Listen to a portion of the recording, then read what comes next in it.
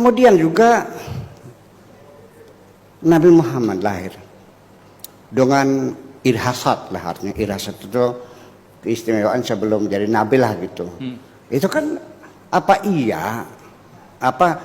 begini soalnya orang Arab itu suka mubalaghah, berlebih-lebihan. Kalau nyanjung orang sampai 10 lembar. Faridu asrihi wa bahidu zamanihi. Ya al-mubajjalu segala macam, wah nggak habis di orang tuh. Ya kita coba kita minta ke depan anak-anak kita mesti disuguhkan dengan hal yang rasional aja lah, gitu. Sampai ketika lahir pun Siti Aminah itu tidak setes darah pun yang mengalir, dalam keadaan sudah disunatin sudah. Ini saya tetap melihat Nabi Muhammad adalah sebagai seorang manusia. Tidak lebih. Akan tunduk dengan undang-undang alam sebagai manusia. Nah, kemudian ketika Nabi lahir, terus dibawa oleh Halimatus Sa'diyah. Cerita sirahnya, menurut tradisi Arab, bayi lahir itu untuk bangsawan. Dari mana taunya? Amin itu bangsawan. Kemudian dibawa 2 tahun kan? Mungkin ada tradisi menyusukan anak pada orang lain, tapi kan ibu susunya datang. Setelah kenyang ditinggalkan. Nanti sekian jam kemudian datang lagi, bukan di bawah 2 tahun. Saya mau bertanya, ini ada ibu-ibu, mungkinkah seorang ibu melepas bayinya 2 tahun?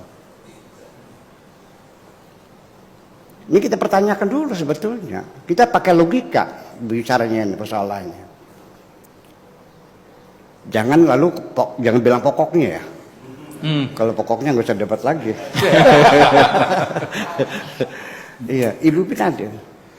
Apalagi 2 tahun, 2 jam saja. Dokter tidak segera menghadirkan.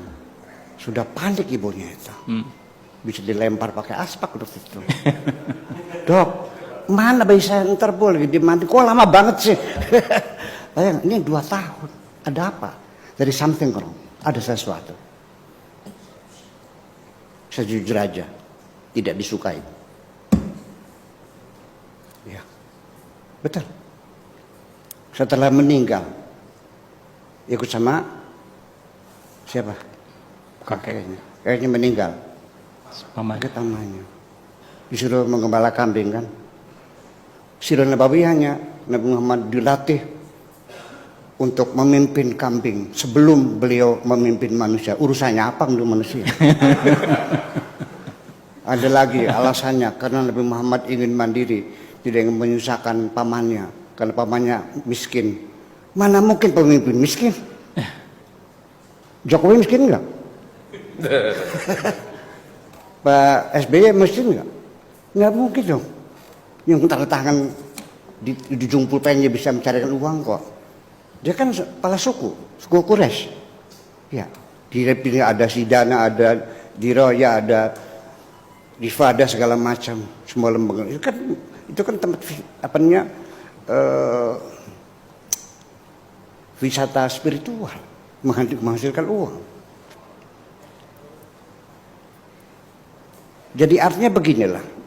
Andai kan ponakan saya ikut sini, kemudian saya suruh menggembala kambing, bagaimana komentar Anda? Kok tegel banget sih?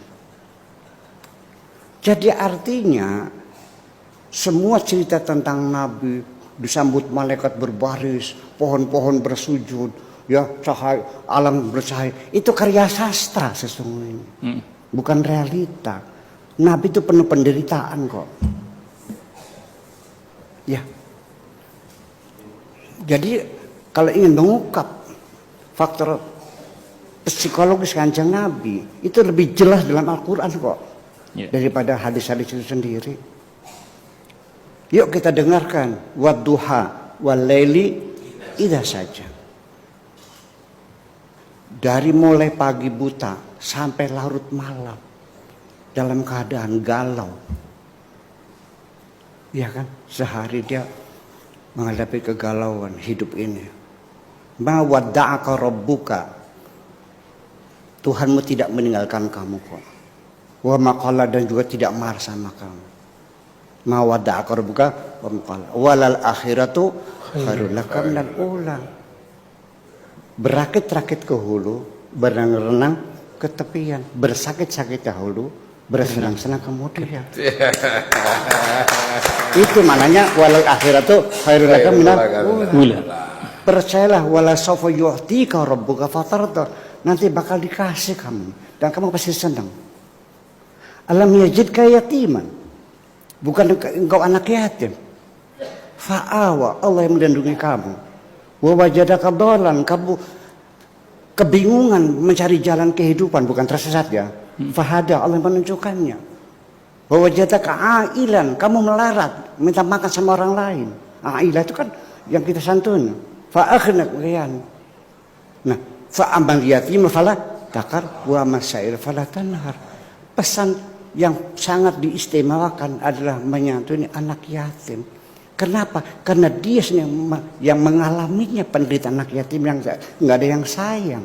Itu kan merefleksi dari pengalamannya. Kenapa kok tolok ukur kebenaran agama ditentukan oleh bagaimana kepedulian pada anak yatim? Ara'aital ladzi yukadzibu biddin fadzalikal ladzi yad'ul yatim. Itu merefleksi. Kata bahasa sininya, amit-amit pitung turunan. Ajat tinemu kaya reang. Jangan sampai umatku menderita seperti aku sengsaranya. Ini kan lebih jelas. Jadi artinya saya merasakan lebih merindukan Kanjeng Nabi ketika saya memahami kecilnya penuh penderitaan daripada kamu merindukan Nabi dalam imajinasimu, Nabi dalam kemewahan. Terima kasih.